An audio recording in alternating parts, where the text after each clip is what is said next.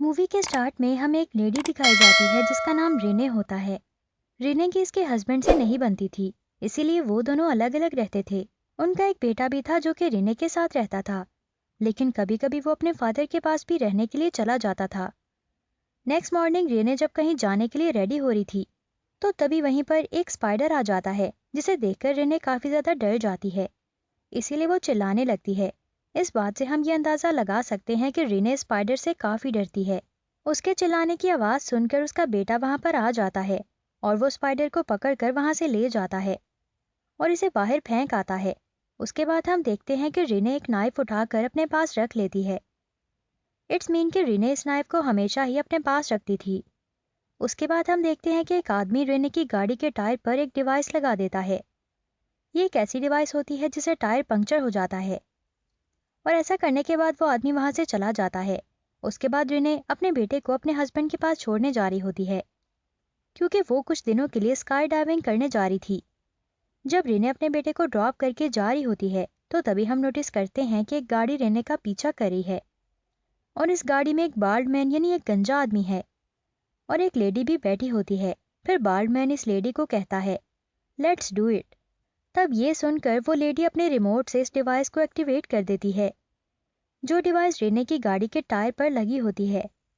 और जब वो डिवाइस एक्टिवेट होती है, तो रेने की गाड़ी का टायर पंक्चर हो जाता है, जिसकी वजह से उसकी गाड़ी अब रुक जाती है। उसके बाद रीने बाहर आकर गाड़ी के टायर को चेक करती है और जब वो टायर पर लगी डिवाइस को देखती है, तो वो काफी परेशान हो जाती है। तभी वहां पर एक ट्रक रुकता है, जिसमें से एक आदमी बाहर आता है और ये आदमी रेने की गाड़ी का टायर चेंज करने में उसकी हेल्प करता है। वहीं पर वो बाल्ड मैन यानी गंजा आदमी और वो लेडी अपनी गाड़ी में बैठकर इन्हें देख रहे होते हैं। उसके बाद इसी ट्रक में से एक और आदमी बाहर आता है और वो रेने को इलेक्ट्रिक शॉक देकर इसे बेहोश कर देता है। उसके बाद वो बाल्ड मैन भी और वो लेडी भी अपनी गाड़ी से बाहर आ जाते हैं। इसका मतलब ये था कि वो सारे आपस में मिले हुए थे। उसके बाद वो रिने को बांध कर इस ट्रक में ले आते हैं जहाँ पर एक लेडी डॉक्टर होती है। उसके बाद वो रिने को वहां से ले जाते हैं। ट्रक में जब रिने को होश आता है तो अपना नाइफ निकाल कर अपने शूज में रख लेती है। उसके बाद वो रिने को एक अंडरग्राउंड प्राइवेट लैब में ले आते हैं, जहाँ ला कर इसे स्ट्रेचर पर बांध दिया जाता है।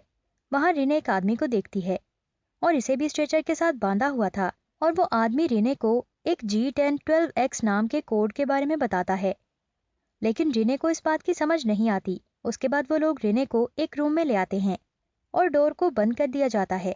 अब यहाँ पर रिने खुद को आज़ाद करने की काफ़ी कोशिश करती है, लेकिन वो ऐसा नहीं कर पाती क्योंकि इसे काफ़ी मजबूती से बांधा गया था।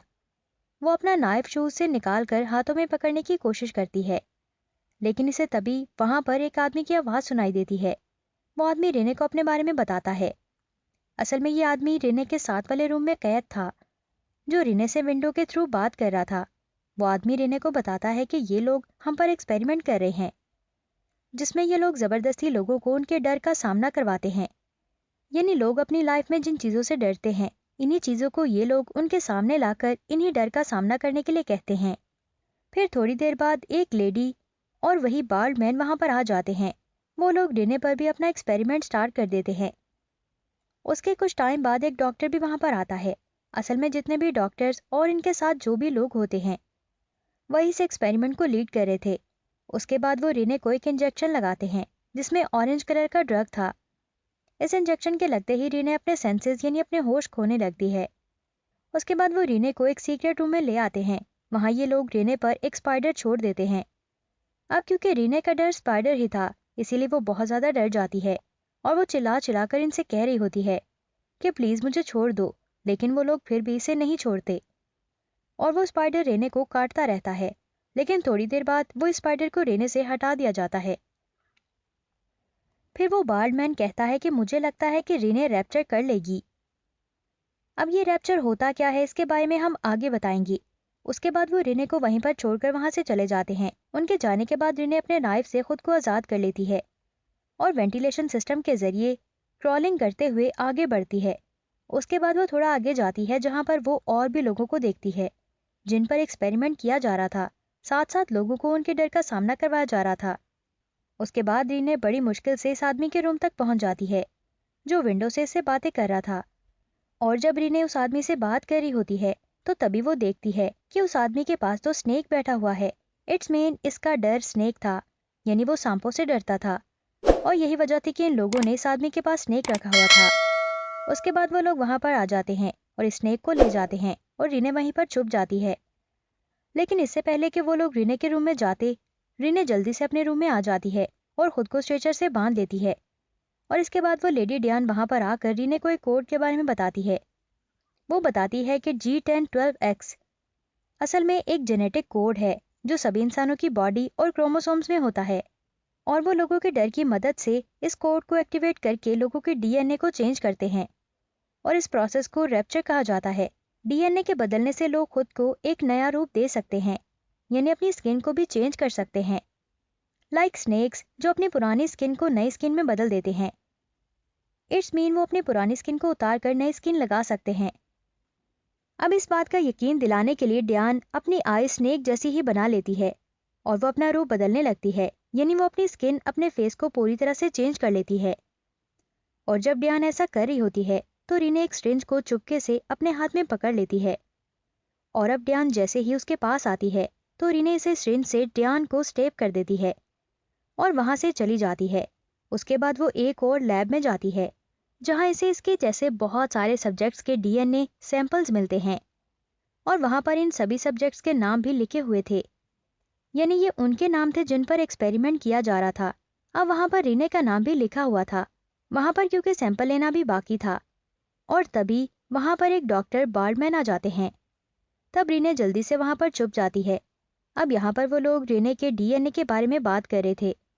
दूसरी तरफ रीने पाइपलाइन के जरिए वहां से भागने की कोशिश करती है, और जब रीने वहां से भाग रही होती है तो इस बार्डमैन को उसके बाद में पता चल जाता है कि वहां से भाग गई है।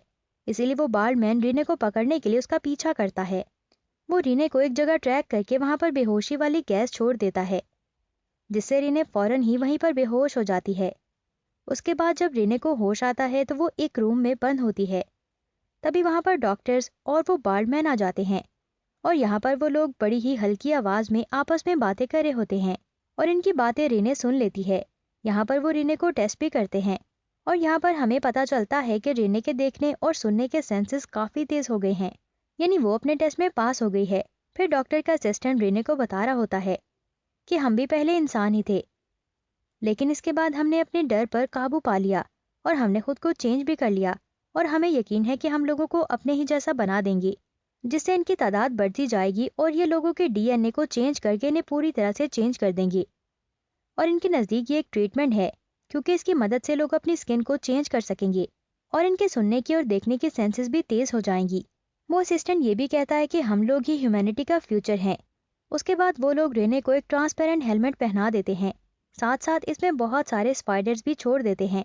उसके बाद वो स्पाइडर्स रेने को काटने लगते हैं, जिसकी वजह से रेने काफ़ी डर जाती है और चिल्लाने लगती है, जिसकी वजह से वो अपना सर बार बार ग्लास पर मारती है ताकि वो हेलमेट टूट जाए। लेकिन वो हेलमेट इतना मजबूत था कि बार बार कोशिश करने के बावजूद भी वो नहीं टूटता। और वो लोग भी दूसरी साइड पर खड़े होकर रेने को देख रहे थे, और सडनली रेने को अपना डर लगना बंद हो जाता है, यानी उसने अपने डर पर काबू पा लिया था। उसके बाद वो अपने स्किन और अपने फेस की शेप को वैसे ही चेंज करती है जैसे ड्यान ने की थी, और जब ऐसा होता है तो वो हेलमेट टूट जाता है और स्पाइडर्स भी वहां से चले जाते हैं। उसके बाद ये सीन यहीं पर कट हो जाता है। फिर हमें कुछ दिनों बाद का सीन दिखाया जाता है जहां पर रेने अपने घर पर होती है। अब रेने का बेटा अपनी स्टडी की वजह से काफी परेशान होता है। यहाँ पर रेने से समझाने की कोशिश करती है कि मैं कुछ ऐसे लोगों को जानती हूँ जो तुम्हारे डर पर काबू पा सकते हैं, और मुझे लगता है कि तुम्हारी हेल्प कर सकते हैं। यहाँ से तो यही लग रहा था कि वो अपने बेटे को भी अपने जैसा बनाना चाहती है, और उसके बेटे का डर मैथ होता है, उसे मैथ समझ नहीं आता। अब यहाँ पर रेने के बेटे को उसका बिहेवियर चेंज लगता है, इसलिए वो किसी की भी हेल्प नहीं लेना चाहता था। उसके बाद वही लोग रेने के घर पर आते हैं, और यहाँ पर वो रेने के बेटे को अपने साथ ले जाने के लिए आए थे, लेकिन रेने अपने बेटे को वहां से भाग जाने के लिए कहती है, तो इसीलिए उसका बेटा विंडो से कूद कर अपनी साइकिल लेकर वहां से भाग जाता है। फिर वो असिस्टेंट रेने को कहता है कि हम तुम्हारे बेटे का पीछा नहीं करेंगे, क्योंकि तुम एक दिन खुद अपने बेटे को हमें दोगी। हमें इस टाइम का काफी अरसे से इंतजार था, और वो टाइम आ चुका है, क्योंकि रीने अब हमारे पास तुम भी हो, क्योंकि हमारी आने वाली जनरेशन को पढ़ाने में तुम हमारी बहुत हेल्प करने वाली हो। अब इस मूवी के कुछ मेन पॉइंट्स आपको बताते हैं। असल में ये जो लोग थे वो पहले इंसान थे। वो भी अपनी जिंदगी में किसी न किसी चीज से डरते थे, लेकिन फिर उन्होंने अपने डर पर कंट्रोल किया, अपने डीएनए को चेंज कर लिया, जिसकी वजह से वो खुद को चेंज करने के काबिल हो गए और बाकी लोगों को अपने जैसा ही बना लिया। और वो सारी दुनिया को अपने जैसा बनाना चाहते थे। और उनका ये मानना था कि वो जितने लोगों को ज्यादा से ज्यादा इस तरह का बना सकें, तो वो एक बहुत बड़ा ग्रुप बनाकर ह्यूमैनिटी को क्योर करेंगे, ताकि लोग अपने डर का सामना करके खुद को स्ट्रांग बना सकें। और अब रेने भी इन जैसी बन गई है और इनके ग्रुप में ही शामिल हो गई है, तो वो इसीलिए अपने बेटे को भी अपने जैसा बना लेगी। और यहीं पर इस मूवी का एंड हो जाता है। Thank you for watching this video.